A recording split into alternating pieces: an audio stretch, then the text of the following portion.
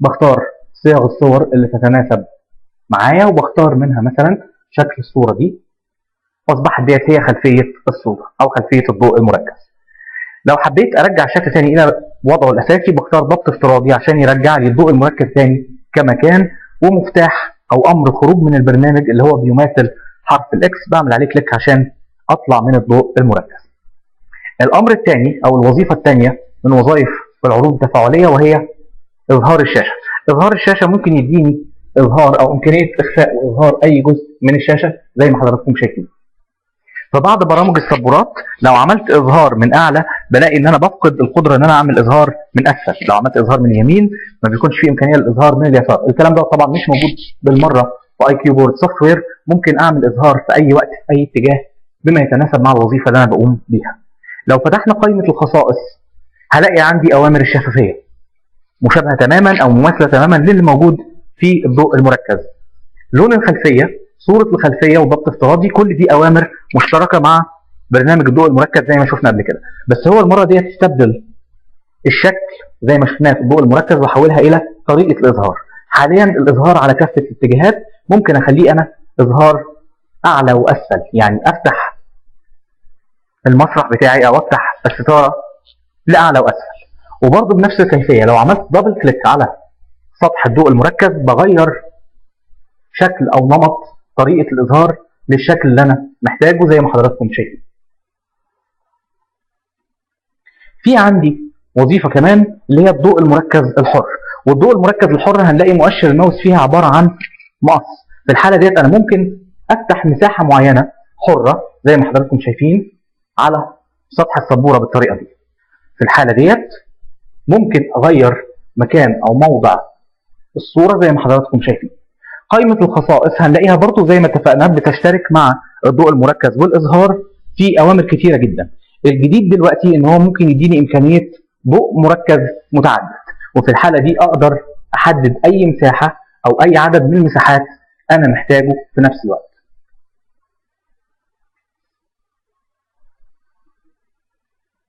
لو حبيت إني أرجع الشاشة مرة ثانية بعمل إلغاء الضوء المركز، فبترجع تاني المساحة سوداء بالكامل وبيقفل كل المساحات اللي فتحها قبل كده. من ضمن الأدوات اللي موجودة عندنا برضو اللي هي السهم التوضيحي، والسهم التوضيحي عبارة عن سهم بحركه عشان يكون مؤشر بيحدد لي جزء معين في الكتابة أو في الشرح عندي.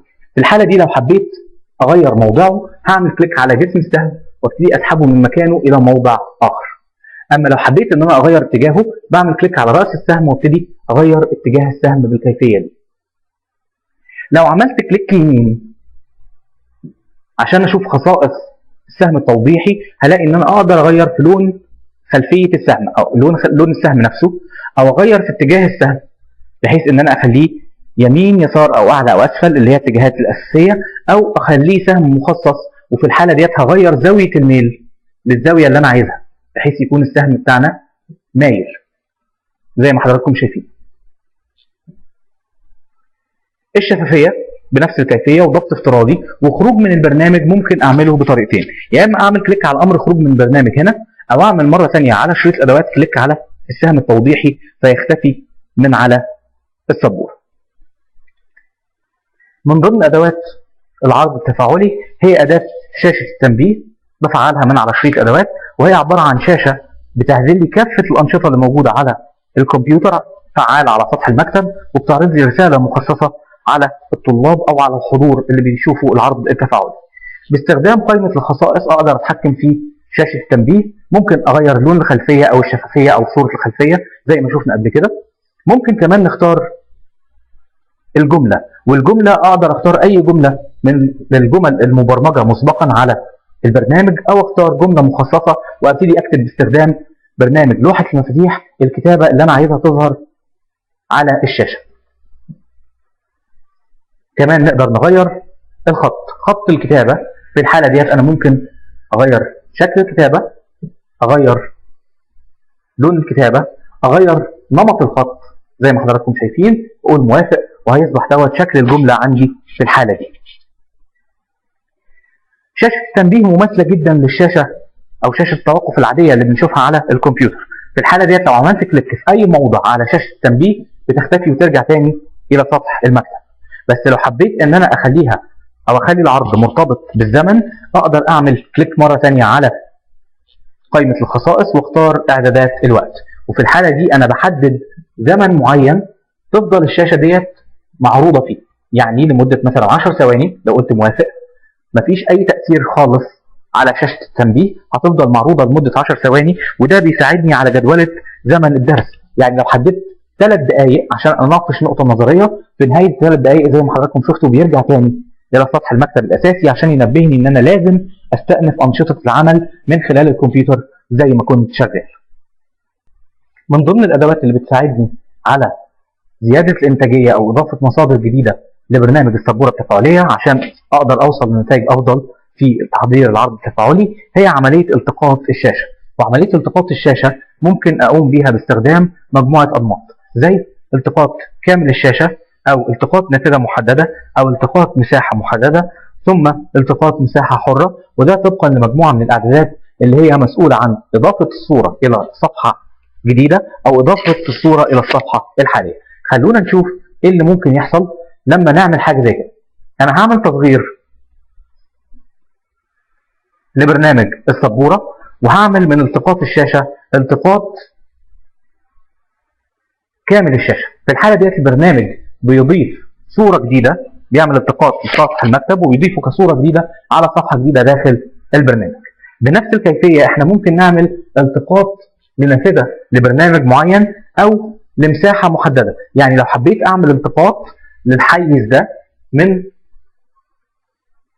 سطح المكتب هلاقي ان البرنامج بمجرد ما بنهي عمليه التحديد بيصور مساحه سطح المكتب اللي انا اخترتها وبيضيفها كصفحه جديده. برضه بنفس الطريقه لو حبيت ان انا اخلي التحديد اثناء الالتقاط تحديد حر، في الحاله ديت انا هقول ان انا عايز احدد الجزء ده فقط هو بس اللي يتم التقاطه. في الحاله ديت البرنامج بيعمل تصوير والتقاط وبيضيفها كصفحه جديده على برنامج السبوره. من ضمن الادوات المساعده داخل برنامج السبوره هو عمليه تسجيل الدروس، تسجيل الدروس في صيغ الفيديو.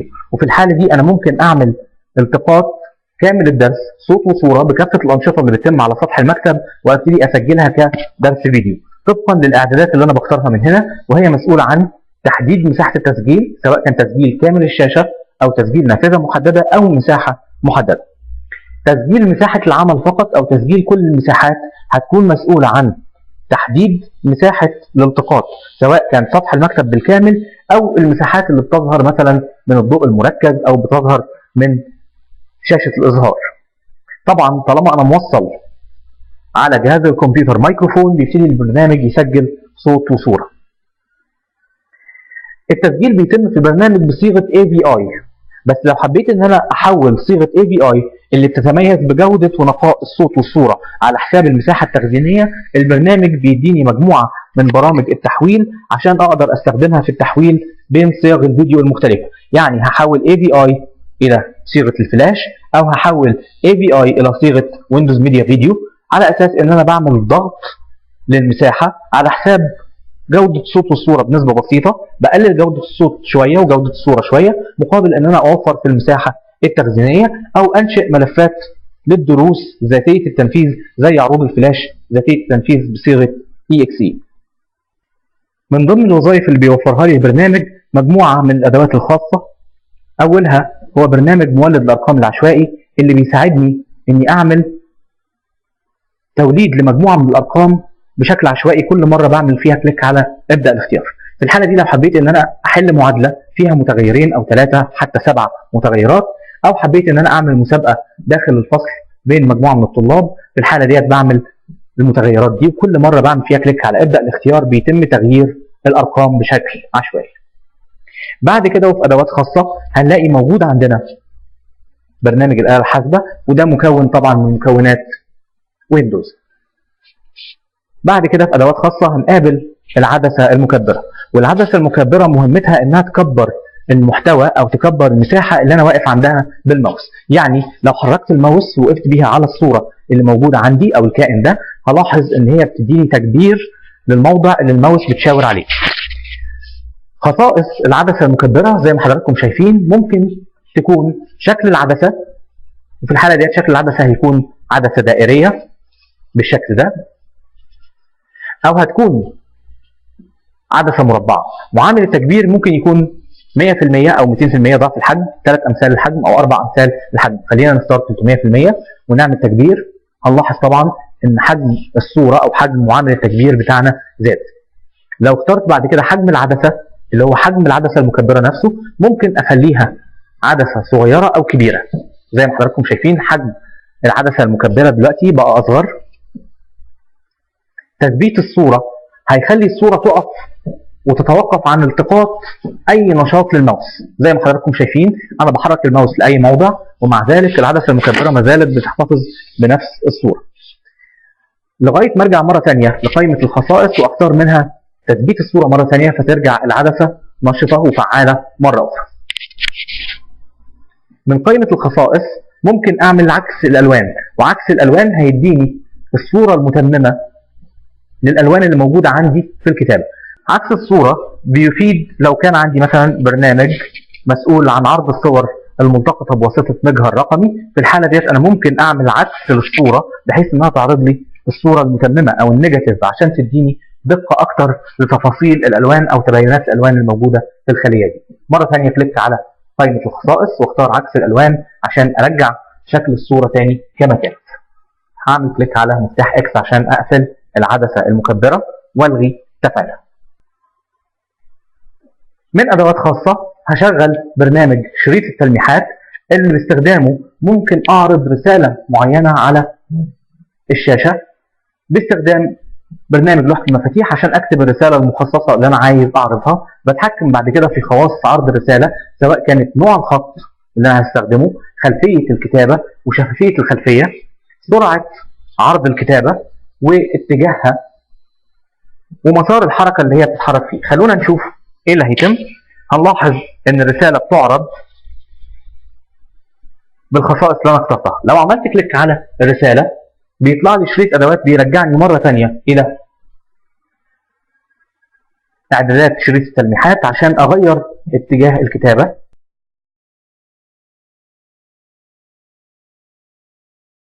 او ممكن اغير موضع الرسالة نفسها بان انا انقل الشريط دوت لاي مكان انا محتاجه على الشاشه. لو حبيت ان انا اعمل تثبيت بحيث ان لا يمكن تتحرك الرساله من مكانها، بعمل كليك على مفتاح تثبيت او الغاء التثبيت.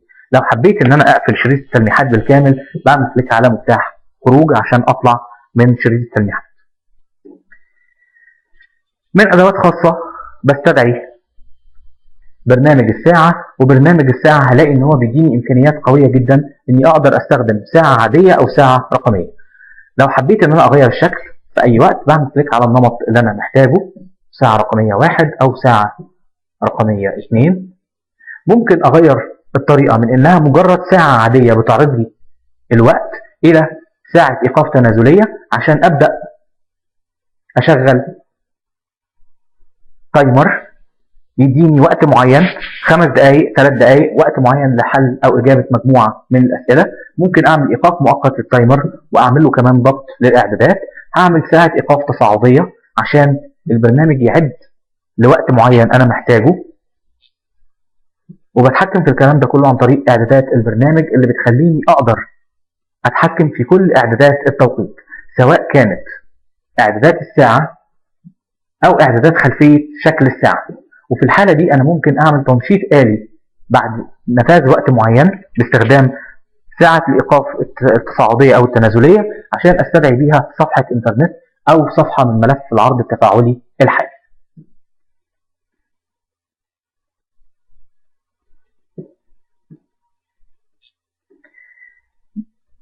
من أدوات خاصة نقدر نستدعي برنامج لوحة المفاتيح في أي وقت.